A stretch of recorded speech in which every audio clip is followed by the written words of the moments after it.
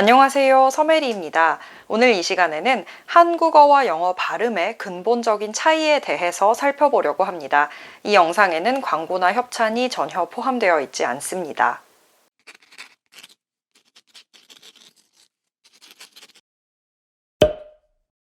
제가 유튜브에 영어로 말하는 영상을 올린 이후로 굉장히 많은 구독자님들께서 영어 발음 공부법을 알려달라고 요청해 주셨는데요.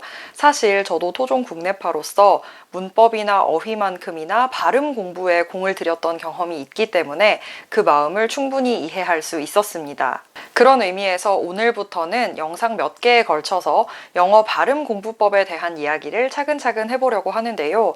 사실 한국어와 영어는 발성부터 발음, 강세, 리듬에 이르기까지 기본적으로 너무나 다른 언어이기 때문에 제대로 비교하려고 하면 할 얘기가 굉장히 많아요.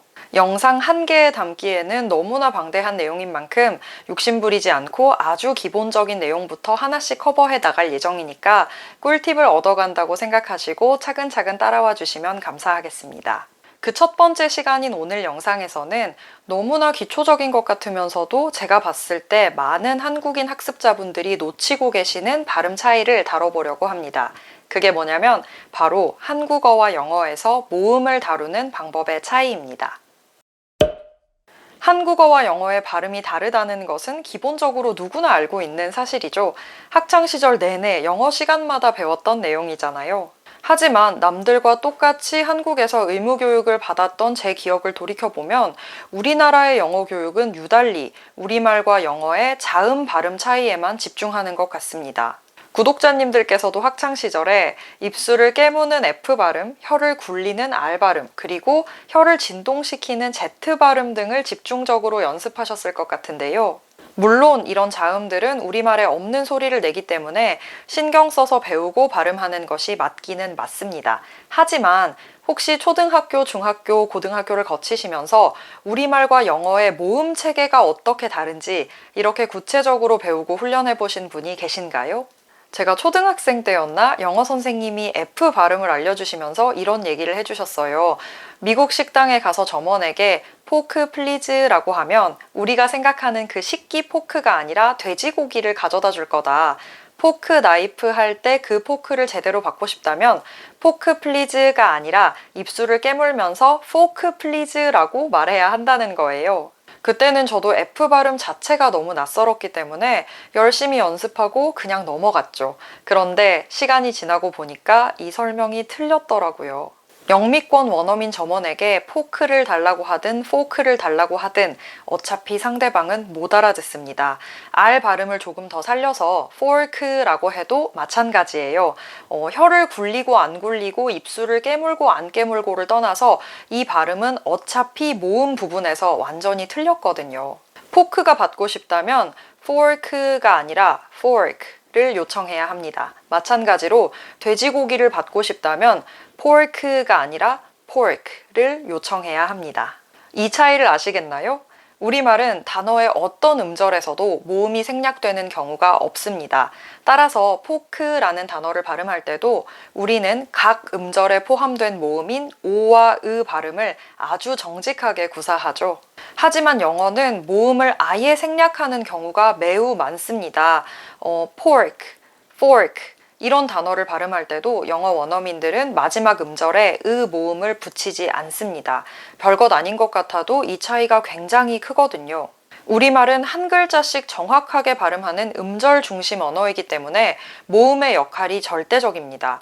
사실 한국어를 할 때 자음을 생략하는 경우는 의외로 많아요. 예를 들어서 닭장이라는 단어를 읽을 때 받침의 리을 기역 발음을 전부 살려서 달짱이라고 말하는 한국어 원어민은 없잖아요. 우리는 자연스럽게 리을을 생략하고 닭장이라고 말합니다. 하지만 단어를 읽을 때 모음을 생략해버리는 경우는 절대 없습니다. 이러한 규칙이 있는 언어를 사용하기 때문에 우리는 저도 모르게 모음이 없는 외국어를 발음할 때도 습관적으로 모음을 붙여버립니다. fork, pork라는 단어를 예로 들었는데 이렇게 모음이 한 번만 생략되는 짧은 어휘는 사실 약과예요. 여러분은 지금 자막으로 나오는 이 단어들을 어떻게 읽으시나요? 혹시 프린트, 서브마린, 임프레스트 이렇게 읽지는 않으셨나요? 이 단어들을 원어민이 알아들을 수 있도록 발음하기 위해서는 모음이 없는 곳에서 모음을 전혀 발음하지 않아야 합니다. 첫 번째, print라는 단어를 보시면 P와 R 사이에도 모음이 없고 마지막 T 다음에도 모음이 없잖아요.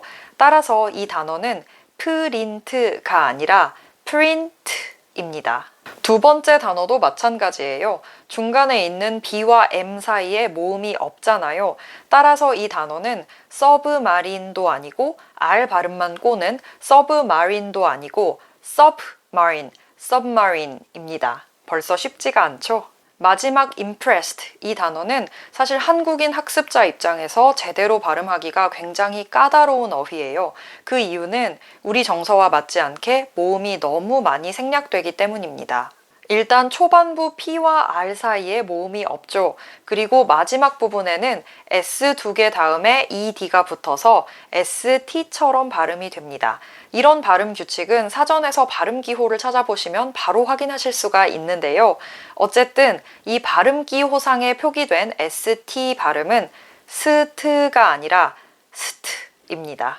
다시 말해서 이 한 개의 어휘에 모음이 전혀 붙지 않는 순수한 자음 발음이 3개나 나오는 거죠. 따라서 이 단어를 정확하게 구사하려면 impressed가 아니라 impressed라고 읽어야 합니다. 사실 자국어에 없는 외국어의 발음을 내게 익숙한 우리말의 기준에 맞춰서 듣고 사용하는 습관은 언어를 쓰는 모든 인간의 본능입니다. 우리나라의 대표적인 성씨인 김을 미국인들은 킴에 가깝게 발음하고 일본인들은 키무라고 읽잖아요. 그런 급부에서 우리가 print를 print라고 읽고 impressed를 impressed라고 읽는 것은 지극히 자연스러운 현상입니다. 하지만 외국인들의 귀에 김이나 킴이나 키무나 다 그게 그거인 소리로 들려도 우리는 그 차이를 굉장히 크게 받아들이잖아요. 마찬가지로 우리가 원래 영단어 발음에 없는 모음을 단 하나라도 끼워 넣는 순간 원어민들의 귀에는 그 소리가 굉장히 이상하게 들리고 많은 경우 아예 알아듣지를 못합니다. 그런 의미에서 영어 발음을 공부할 때 가장 좋지 못한 습관 중에 하나는 특정한 단어의 발음을 한글로 써놓고 외우는 거예요. pork라는 단어를 포크라고 암기하는 순간 그 단어를 활용해서 원어민과 소통하는 길은 매우 멀고 험해집니다. 이렇게 각 언어 사이에 존재하는 근본적인 차이를 받아들이고 그 사소한 부분에 집중해서 연습을 하시다 보면 적어도 상대방이 내 말을 알아듣지 못하리라는 두려움 없이 당당히 스피킹을 하실 수 있을 거예요.